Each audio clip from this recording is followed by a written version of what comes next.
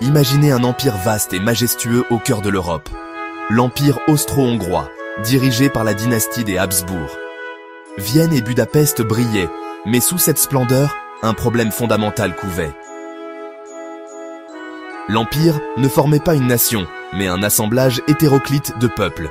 Allemands, Hongrois, Tchèques, Polonais, Slovaques, Ukrainiens, Roumains, Serbes, Croates, Slovènes. La plupart de ces ethnies se méprisaient et chacune rêvait d'indépendance. Un like nous fera très plaisir. Abonnez-vous pour connaître nos dernières publications.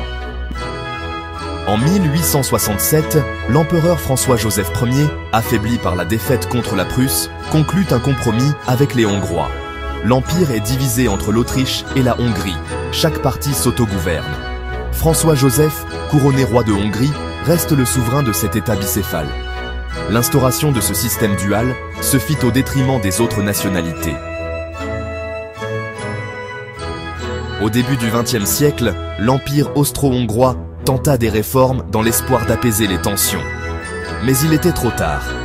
L'empire n'était pas en mesure de susciter une attractivité qui aurait pu servir de modèle à des populations culturellement diverses.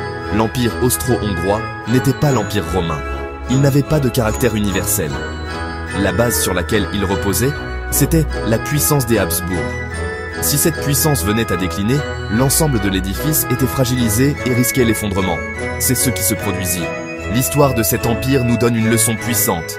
Gouverner la diversité n'est pas envisageable, sans un socle commun, politique et culturel, ni sans l'adhésion à un projet transcendant, bien plus grand qu'une simple affirmation existentielle.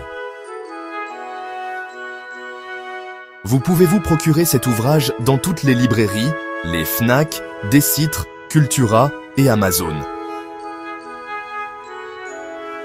Et bien sûr sur metvoxpublication.com.